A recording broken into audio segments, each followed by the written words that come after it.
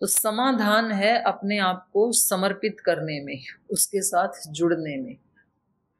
पर जब हम जुड़ते नहीं हैं उसके साथ और जुड़ जाते हैं अज्ञान के साथ, अविद्या के साथ, राग के साथ, द्वेष के साथ, निंदा चुगली के साथ, तो एनर्जी तो वेस्ट हो ही रही है, पर उससे नेगेटिव से जुड़ के और नेगेटिव कर लेते हैं अपने आप को। तो नुकसान किसका है? खुद का ही है। किसी की निंदा करते समय किसका नुकसान हो रहा है? खुद का ही है। निंदा करने वाले का नहीं हो रहा, बल्कि उसके तो पाप कट रहे हैं। आप उसकी निंदा कर रहे हो ना, तो आप उसकी एनर्जी खींच रहे हो अपने अंदर, तो वो तो मुक्त हो रहा है। बेवकूफी की बात है निंदा करना दूसरे के सामने, और अपने अंदर वो एनर्जी आ रही है, क्योंकि जो हम सोचते हैं, जो हम बोलते हैं, जो चर्चा करते हैं, उस एनर्जी के साथ हमारी फ्रीक्वेंसी सेट हो जाती है, वो चीजें आने लगती हैं हमारे पास। ऐसा ही है जैसे चार्जर से बिजली आने लगती है। तो उसका तो फायदा हो रहा है, जिसकी निंदा कर रहे हो वो हल्का हो रहा है, उसके पाप को आप खींच रहे हैं, उसके दोषों को आप खींच रहे हैं, और हम दूषित होते जा रहे हैं। तो हमारी डबल एनर्जी वेस्ट हो रही है, इधर से भी और उधर से भी। तो फल कैसा आएगा? सुखदाई कि दुखदाई? बुरे कर्म का फल सुखदाई आता है कि दुखदाई? फिर जब दुख आता है तो हमें क्या लगता है? मेरे साथ ही ऐसे क्यों होता है? तब हमें याद नहीं आता कि हमने किसी की निंदा चुगली की थी और वो पाप हमने खुद ही खींचा था। तो इसलिए जो समझदार लोग होते हैं वो जो कुछ भी आता है जीवन में, फिर वो चुपचाप सहन करते हैं। समझदार तो चुप ही रहता, मूर्ख शोर मचाता। मूर्ख आदमी कहता मैंने तो कुछ किया ही नहीं, पता नहीं मेरे साथ हमेशा ऐसे क्यों होता है, पता नहीं लोग मेरे को ही क्यों बुरा मानते हैं, पता नहीं लोग मेरे को ही क्यों डांटते हैं, घर में भी ऐसे ही होता था, यहाँ भी ऐसे ही होता है। इस चिंतन को हमें चेंज करना पड़ेगा। जरूर मेरे से कहीं ना कहीं, कभी ना कभी कोई त्रुटि हुई होगी, या तो अब हो रही है जो मेरी पकड़ में नहीं आ रही है। तो ऐसे समय में फिर भगवान से प्रार्थना करनी चाहिए, आप ही मेरा दिशा निर्देश करें। या किसी के पास कोई समर्थ गुरु है तो अपने गुरु के सामने जाकर के उनसे निवेदन करें कि ऐसे हो रहा है जीवन में, आप ही कोई दिशा निर्देश दीजिए कि हम कैसे अपने आप को चेंज करें, कैसे ठीक करें। या फिर किसी को ऐसे माता पिता मिलें, या फिर कोई ऐसे भाई बहन मिलें, कोई ऐसे मित्र मिलें, तो उनके समक्ष ऐसे बोलना चाहिए कि भाई कोई सॉल्यूशन बताओ, कुछ समाधान चाहिए जीवन में, कुछ यात्रा आगे नहीं बढ़ रही है, यात्रा रुक सी गई है। और इनमें से कोई भी ना मिले तो फिर शास्त्र की शरण में आना चाहिए। रामायण, गीता, रामचरितमानस, नीति ग्रंथ, और भाई और किसी को ज्यादा संस्कृत पढ़े हैं तो उपनिषद, दर्शन, आरण्यक, ब्राह्मण ग्रंथ, वेद, ये सब हमारी सहायता करते हैं, दिशा निर्देश देते हैं। देते उसी को हैं जिसकी श्रद्धा होती है। तो जो प्रकाश देव जी ने पूछा कि जब हम किसी की निंदा करते हैं किसी दूसरे के सामने, तो वो हमारे लिए तो दुखदाई परिणाम लाने ही वाली है, और उस व्यक्ति के ही सामने कर रहे हैं, और भाव हमारा ये है कि इससे हट जाए ये चीज, तब उसका परिणाम दुखदाई नहीं होगा, क्योंकि आपका भाव अच्छा है ना, और आप अपने मित्र की तरह से उसको कह रहे हैं हटाने के लिए, तो फिर उसका परिणाम दुखदाई नहीं होगा, सुखदाई होगा, क्योंकि वो व्यक्ति हटा देगा अपने दोषों को, आपके प्रति कृतज्ञ भी रहेगा। आपको भी खुशी मिलेगी मैंने किसी की हेल्प की, उसको भी खुशी मिलेगी किसी ने मेरी दोषों को हटाने में हेल्प की। इसी को अपने शास्त्रों में, दर्शन आदि में पूर्व पक्ष उत्तर पक्ष करके उसके ऊपर चर्चा करके एक निष्कर्ष तक पहुंचा गया है। वो तो एक ही व्यक्ति ने लिखा है शास्त्र, दो व्यक्तियों ने मिलकर थोड़े लिखा है। जो भाष्य आदि हैं तो उसमें भाष्यकार क्या करते हैं, एक बार पूर्व पक्ष की दृष्टि से सोचते हैं, एक बार उत्तर पक्ष की दृष्टि से, समाधान की दृष्टि से सोचते हैं और फिर एक निष्कर्ष हमारे सामने उपस्थित कर देते हैं। और कोई प्रश्न? वो माता जी जैसे अभी आपने इंद्रियों को गुप्तचर बताया कि हमारी इंद्रियां भी गुप्तचर का कार्य करती हैं। जब हम ध्यान में बैठते हैं तो यही गुप्तचर हमें सूचना देना शुरू कर देते हैं। जो हमने दिन में देखा उसको दिखाते हैं, जो सुना उसको सुनाते हैं, जो खाया पिया चखा, किसी के साथ कोई व्यवहार किया उसका अनुभव कराते हैं हमें। तो इनको रोक के कैसे माता जी ध्यान के समय मतलब ये सब नहीं, सारी चीजें ध्यान आती के हैं? समय नहीं, ये तो हमेशा ही चल रहा होता है, पर वो दिख नहीं रहा होता है। ध्यान के समय दिखने लगता है बस। ये जो कार्यक्रम है ना, तेजी से रील का घूमना, ये हर पल चल ही रहा है, अभी भी चल ही रहा है। तो अब हमें दिखता नहीं है व्यवहार काल में। शांत होके बैठते हैं तो दिखने लगता है। तो उसमें बस बैठे रहो शांत से, और उसका कोई उपाय नहीं। जैसे किसी बाल्टी में आपने अच्छा सा पानी भरा था, गंगा जल, और उसमें लाके किसी ने मुट्ठी भर वो फेंक दी मिट्टी, और आप कह रहे हो अरे रे ये क्या किया, मिट्टी फेंक दी। फिर आप हाथ से उसको निकालने की कोशिश करते हैं तो वो पानी और गदला हो जाएगा। जब तक आप हाथ चलाते रहोगे पानी साफ होने का है नहीं। डाल दिया वो, या आपने डाल नहीं दिया, एक ही उपाय है उसका, उसको रख दो थोड़ी देर शांति से। तो थोड़ी देर में मिट्टी नीचे जम जाएगी, पानी ऊपर आ जाएगा। तो ऊपर ऊपर का पानी निकाल लेना, मिट्टी अपने आप हट जाएगी। तो हमारे चित्त में जो जो हम खा रहे हैं, पी रहे हैं, देख रहे हैं, सोच रहे हैं, बोल रहे हैं, तो वो हम डाल ही रहे हैं ना मिट्टी। और फिर आप ध्यान के समय सोचो कि ये सब निकल जाएं, वो तो स्मृतियां हैं, संस्कार हैं जो दिन भर आपने बनाए हैं, तो अपना काम कर ही रहे हैं। उस समय दिखाई देते हैं तो व्यक्ति ये सोच सकता है, मतलब वहां से ये निष्कर्ष निकाल सकता है कि ये संस्कार जो डाला दिन में ये तो अच्छा था, ये तो अक्लिष्ट कर्म किया, ये क्लिष्ट हो गया, तो कल ऐसा नहीं करना। वो दिखता है ना संध्या के समय। तो जब एक बार समझ में आ गया है कि इसका परिणाम तो दुख लाने वाला है, तो उसको नहीं करना। यही संध्या का फल है। हटेंगे तो ऐसे नहीं, वो संस्कार हटाने के लिए तो और ज्यादा पुरुषार्थ करना पड़ेगा फिर समाधि पर्यंत। तो आप ये मत बोलो कि जी उसको रोकें कैसे, रोकोगे कैसे, वो तो चित्त का धर्म है। संस्कारों को उठाना तो रहेंगे ही, वो तो हैं ही, पर उनको दग्ध बीज किया जा सकता है या तो और नए बनने से रोका जा सकता है। दो काम एक साथ करने पड़ेंगे। तो मैंने कई बार एक कहानी सुनाई है ना, कुएं में से जल निकालने की। तो पहले कुएं के चारों तरफ फेंस लगा के और कूड़ा करकट डालने से मना करना, क्योंकि हम अपने कुएं की छटाई कर रहे हैं अभी, और उसमें से जो भी निकल रहा है, कभी पत्थर आ रहा है, कभी कोई जूता आ रहा है, कोई डंडा आ रहा है, कोई प्लास्टिक की थैली आ रही है, वो हमने डाली थी उसमें, उसको निकलने दो, उसको देख के दुखी मत हो। उनके नीचे पानी जरूर मिलेगा। पहले कुएं में पानी था, वो डाल डाल के हमने कुएं को पूरा ढक दिया ऊपर तक। अब निकाल रहे हैं तो लगता है पानी तो आ ही नहीं रहा, ये तो कचरा आ रहा है, तो इसका मतलब पानी है ही नहीं। ऐसा सोच के कोई व्यक्ति अपना पुरुषार्थ ही छोड़ देता है, तो इतना किया हुआ पुरुषार्थ भी व्यर्थ चला जाता है। 5-10 फीट तक जो निकाला था वो भी। समझदार व्यक्ति उसको देख के घबराता नहीं है कचरे को। समझदार व्यक्ति को पता है भाई 100 साल से इस कुएं में सारे गांव के लोग अपनी गंदगी डालते रहे हैं, तो वो ही बाहर निकलेगी शुरू में तो। लेकिन एक सीमा ऐसी आएगी जब ये सारा बाहर निकल जाएगा कचरा, तो नीचे से पानी आएगा, बहुत शीतल पानी आएगा। ऐसा ही हमारे चित्त का भी है। वर्षों से क्या, जन्मों से डाल रहे हैं हम तो, और वो सारे संस्कार तो हैं ही हमारे अंदर। तो अब जब आप ध्यान के लिए बैठेंगे तो बैठते ही आपको ब्रह्म का साक्षात्कार कैसे हो जाएगा? पहले तो जो डाला है वो बाहर निकलेगा ना, तो उसको स्वीकार करो, हमने डाला है, उसको निकलने दो, शांति से बैठो।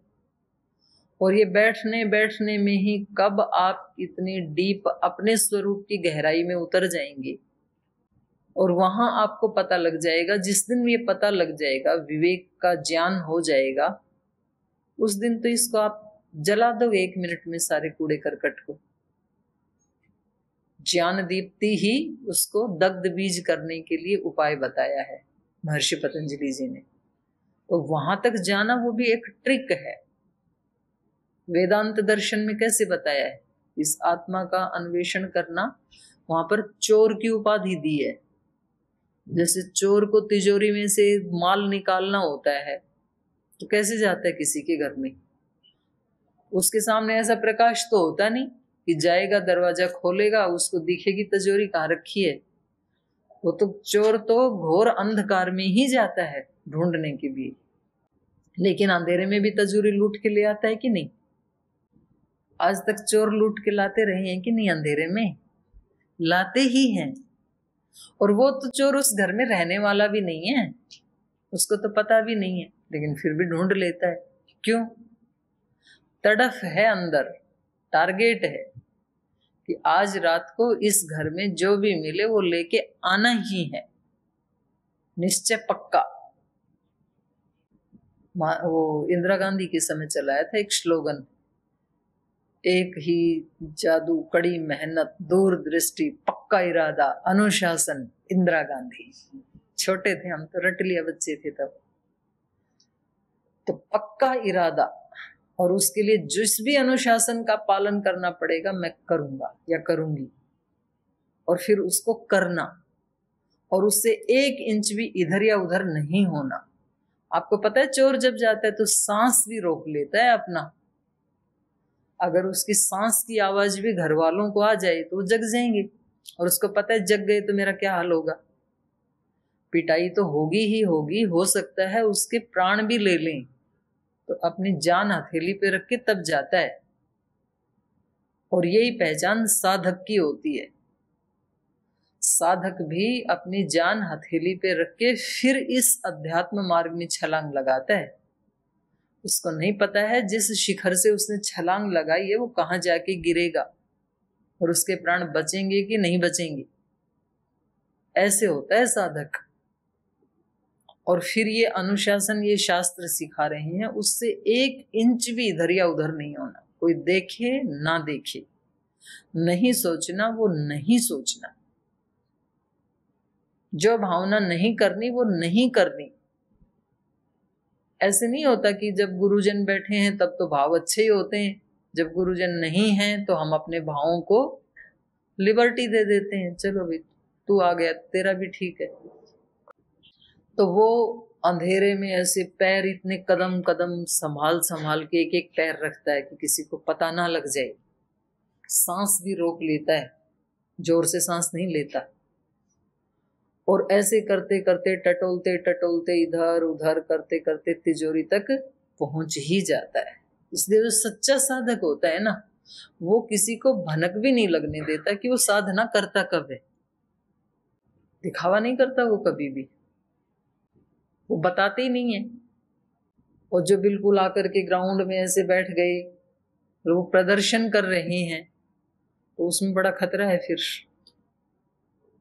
मैं ये नहीं कह रही हूँ कि भाई आपको बिल्कुल कहीं छिप करके ही जाके ध्यान करना है, कर सकते हैं यज्ञशाला में भी, ये इस भवन में भी, कहीं भी कर सकते हैं, पर भाव अंदर से प्रदर्शन का नहीं होना चाहिए, प्रभु दर्शन का ही होना चाहिए भाव। उसको कोई रोक नहीं सकता है। जिस भी व्यक्ति ने जो कुछ पाने की ठान ली है उसे कोई रोक नहीं सकता है। दुनिया की कोई ताकत नहीं रोक सकती, भगवान भी नहीं रोक सकते। इतनी पावर है मनुष्य की आत्मा के संकल्प में। तो इसलिए कोई चीज हमें नहीं मिली है तो इसमें हमारे ही संकल्प की कमी है। या तो संकल्प की कमी है, या तो पुरुषार्थ की कमी है, या तो हमारे अनुशासन की कमी है, या तो फिर नैरंतर्य की कमी है। 2-3 शर्त बताई ना वहां पर, दीर्घकाल, नैरंतर्य, सत्कारा सेवितः दृढ़ भूमि। या तो हम दीर्घकाल नहीं करते, थोड़े दिन करते हैं फिर छोड़ देते हैं, या तो निरंतर नहीं करते हैं, निरंतर का मतलब हर क्षण, निरंतर का मतलब ये नहीं डेली रूटीन, डेली रूटीन तो आएगा दीर्घ काल में। नैरंतर्य का मतलब है 24 घंटे में से एक क्षण भी वो चीज ओझल ना हो, उसका नाम है नैरंतर्य। सुबह सुबह तो रोज कर लिया नियम से ध्यान भजन, और दोपहर में फिर गलत काम, गलत बात, गलत चिंतन, गलत विचार, ये भी कर लिया, टूट गया ना नैरंतर्य, बना नहीं ना फिर। नैरंतर्य का मतलब है 24 घंटे में एक क्षण के लिए भी वो प्यास ओझल ना हो, तो फिर या तो नैरंतर्य टूट जाता है, या फिर कर रहे हैं तो फिर सत्कार आसेवित नहीं है, श्रद्धा पूर्वक नहीं कर रहे हैं, फिर उसको बर्डन समझ लेते हैं हम, कितने दिन करना पड़ेगा। नवरात्र करते हैं तो हाँ 2 दिन तो बीत गई, अब बचे 7, 7वें दिन तो कन्या जी माने के बाद खुल ही जाएगा, तो कुल मिला के बचे 6.5 दिन। तो दिन और घंटे यदि गिन रहे हैं तो श्रद्धा कहाँ हुई, वो फिर प्रदर्शन का हो गया एक तरह से। तो कहीं ना कहीं हमारे किसी संकल्प में, या तो श्रद्धा में, या तो नैरंतर्य में कोई हमारी ही त्रुटि होती है, तब वो चीज नहीं मिलती है। इसलिए आप जो पूछ रहे हो कैसे हटाएं, तो हटाओ मत, पहले तो देखो उनको, हट तो अपने आप ही जाएंगे। चिपकाना बंद करो आप, पहले बाहर से जो चीजें डाल रहे हैं ना, कुछ तो दूसरे डाल देते हैं, कुछ हम खुद डालते हैं, दोनों ही बंद करना पड़ेगा। दूसरे हमें कुछ गलत सुनाएं, गलत बात करें, पहले वहां से या तो उठ के चले जाओ, या तो उनको विनम्रता पूर्वक मना कर दो, भाई ऐसी बात है, या तो उनको बुला लाओ तो तीनों मिलके साथ चर्चा कर लेते हैं इस विषय पे, और नहीं तो आप स्वयं ही जाके उनसे बात कर लो, क्योंकि अपने दोनों की ये चर्चा करने से कोई सॉल्यूशन तो निकलेगा नहीं, टाइम और एनर्जी की वेस्टेज है। तो इसको रहने दो, इस टॉपिक को यहीं बंद करते हैं। या तो इतना साहस करो तो दूसरे को मना करो। फिर हम खुद भी डालते रहते हैं, किसी व्यक्ति को, किसी परिस्थिति को देख करके, और हमारे जैसे संस्कार है ना, हम वैसी धारणा बना के वो चीजें अपने अंदर डालते रहते हैं अपनी धारणाओं के अकॉर्डिंग। कोई व्यक्ति थोड़ा बेचारा लचक लचक के चल रहा था, वो किसी व्यक्ति के अपने ऐसे संस्कार थे, बोले देखो कितना इतरा के चल रहा है, फिर वो थोड़ा दूर आगे जाके बैठ गया, बोले देखो इसको ये भी पता नहीं है कि इतनी जल्दी वहां पहुंचने के लिए कहा था, कितना लापरवाह है, यहाँ बैठ भी गया अभी। फिर वो चलने लगा, और फिर बाद में वहां जाकर के उसकी शिकायत करने के लिए बॉस के पास जब गया तो पता लगा कि उसके पैर में तो गोली लगी थी, वो देशभक्त था, और वो इतना भी जो चल रहा था वो बड़ा लहूलुहान हुआ चल रहा था। तो उस समय जब देखा होगा, उस परिस्थिति का पता लगा, तो क्या बीती होगी दिल के ऊपर, कितनी ग्लानि हुई होगी कि देखो मैंने कितने अच्छे व्यक्ति के बारे में कितना गलत सोच लिया। तो ऐसे हम खुद भी कूड़ा करकट डालते रहते हैं अपने संस्कारों के अकॉर्डिंग। इसलिए जब तक बिल्कुल ठीक ठीक बात का पता ना लगे तब तक किसी के प्रति गलत धारणा नहीं बनानी चाहिए, और ठीक ठीक पता लग भी गया, कंफर्म हो भी गया, तो भी उस व्यक्ति की हेल्प करनी चाहिए। क्योंकि कौन इस धरती पे ऐसा व्यक्ति है जिससे कोई भी त्रुटि ना हुई हो। जीसस की कहानी आती है ना, वो सब लोग उनको पत्थर मार रहे थे, फिर किसी एक ने खड़े होकर बीच में कहा नहीं भाई, इनको पत्थर वो ही मारे जिसने अपने जीवन में एक भी भूल नहीं की है। तो फिर सब रुक गए, क्योंकि ऐसा तो कोई भी व्यक्ति नहीं है जिससे एक भी भूल ना हुई हो, सभी से होती है ना। चलो समाधान हो गया, आगे पढ़ो। तो शूर्पणखा आकर के अपने भाई को कह रही हैं, इतने लोग मारे गए हैं जो बहुत ही क्रूर कर्म करने वाले थे, अर्थात जिनके पास असुरत्व का बल या राजसिक बल बहुत ज्यादा था। अपनी सेना के लोगों को कह रहे हैं क्रूर कर्म करने वाले, और श्री राम को कह रही हैं अक्लिष्ट कर्म करने वाले। तो अकेले राम ने खर दूषण आदि को मार गिराया और आपको पता ही नहीं है। और जब भी इन असुरों का नाश होगा वो अकेले राम की शक्ति से ही होगा। राम मतलब आत्मा की शक्ति। जितने भी हमारे दोष दुर्गुण हैं, जब भी वो दग्ध बीज होंगे या उनका नाश होगा, वो किस शक्ति से होगा? आत्मिक शक्ति से ही होगा, बाकी किसी भी शक्ति से नहीं होने वाला है। पक्की बात है, बिल्कुल सच्ची बात है ये। इसलिए उसी को हमें, आत्मिक शक्ति को ही भिन्न भिन्न साधनों से जगाने का प्रयास करना है। ऋषिणाम अभयं दत्तं कृतक्षेमाश्च दण्डकाः धर्षितं च जनस्थानं रामेण क्लिष्टकर्मणा त्वं तु लुब्धः प्रमत्तश्च पराधीनश्च रावण विषये स्वे समुत्पन्नं भयं यो नावबुध्यसे नानोतिष्ठति कार्याणि भयेषु न बिभेति च क्षिप्रं राज्युतो दीनास्तृणैतुल्यो भविष्यति ततः शूर्पणखां क्रुद्धां ब्रुवन्तीं परुषं वचः अमात्य मध्ये संक्रुद्धः परिपप्रच्छ रावणः। ऋषिणाम अभयम दत्तम, राम के द्वारा ऋषियों को अभयदान दे दिया गया है।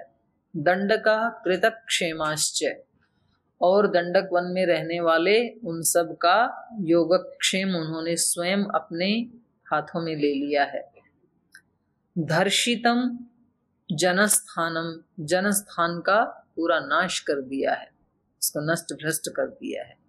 रामेण अक्लिष्ट कर्मणा, अक्लिष्ट कर्म करने वाले, सौम्य कर्म करने वाले राम के द्वारा ये सब कर दिया गया है, वो आपको पता ही नहीं है।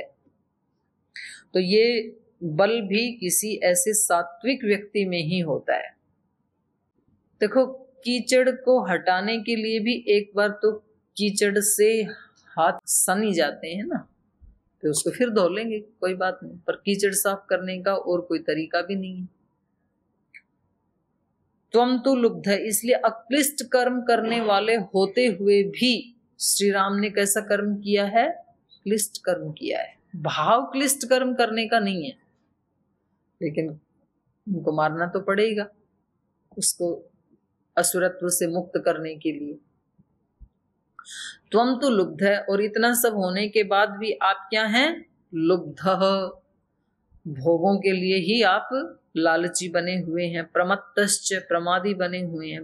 पराधीनश्च, और जो आपके सेवक हैं, नौकर चाकर हैं, उनके पराधीन हैं, वो आपकी चापलूसी करते हैं, आप उन्हीं की बातों को सत्य मान करके बैठे हुए हैं। पराधीनश्च विषये स्वे समुत्पन्नम भयम यो न अवबुध्यसे, क्योंकि आपके सामने भय का प्रसंग उत्पन्न हो गया है, लेकिन फिर भी आपको समझ में नहीं आ रहा है। न वो बुद्धि से अपने कुलवंश के ऊपर, अपने राज्य के ऊपर, हम सब के जीवन के ऊपर इतना बड़ा भय, इतना बड़ा संकट आ गया है कि जो हमारे नाम से भी दूसरे लोग डरते थे, आज उस सारी हमारी सेना को अकेले श्री राम ने नष्ट कर दिया है। तो ये हमारे लिए भय की या चुनौती की बात नहीं है क्या? लेकिन आप उसके प्रति नवबुद्ध से आप नहीं समझ रहे हैं।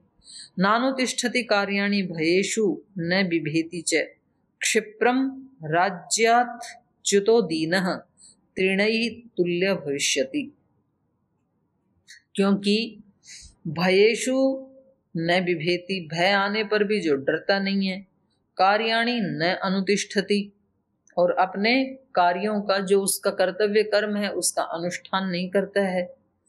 क्षिप्रम राज्याच्युतो, बहुत शीघ्र ही वो सब धन धान्य से, राज्य से अलग हो जाता है, छीन लिया जाता है उससे। दीनः, दीनहीन हो जाता है। त्रिणई तुल्यो भविष्यति, तिनके जैसा हो जाता है। तो जब जिसके घर वाले, परिवार वाले ही ऐसी कामना कर रहे हैं, तो उसको कौन ही बचाएगा? खुद उनकी बहन ही ये कह रही हैं कि थोड़े दिन में ऐसे ही चलता रहा तो कैसे हो जाओगे? तृणतुल्य, तिनके जैसे हो जाओगे। ऐश्वर्य को देख करके प्रमादी या घमंडी या अहंकारी मत बनो। अगर इसी तरह से चलता रहा आपका, तो तिनके के समान हो जाओगे।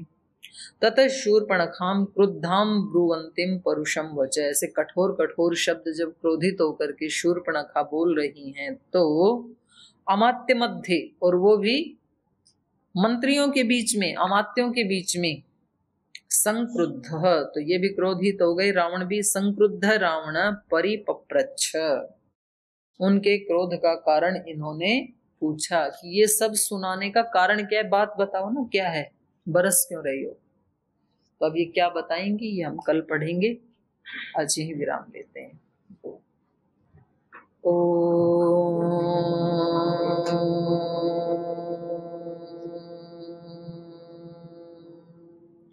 शांति शांति शांति।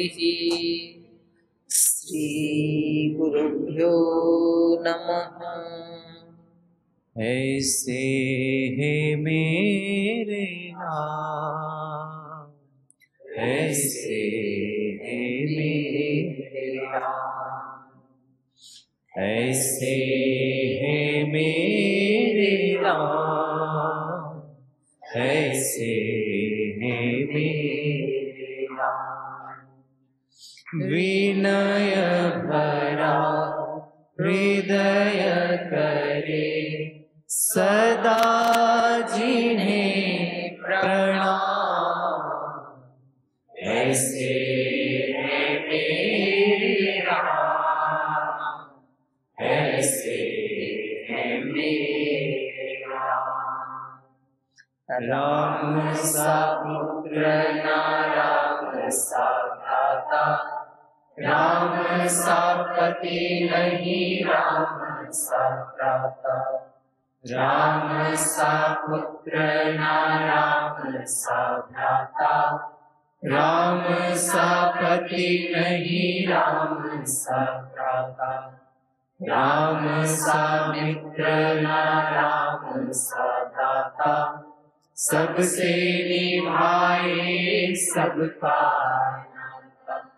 राम सा मित्र ना राम सा दाता, सबसे निभाए सबका नाता। स्वभाव से उदार शांत, सब गुणों के धाम, ऐसे है मेरे राम, ऐसे है मेरे राम। विनय भरा हृदय करे सदा जिन्हें प्रणाम, ऐसे है मेरे राम, ऐसे है मेरे राम, ऐसे है मेरे राम, ऐसे है मेरे राम, ऐसे है मेरे राम, ऐसे है मेरे राम। ओम श्री गुरुभ्यो नमः।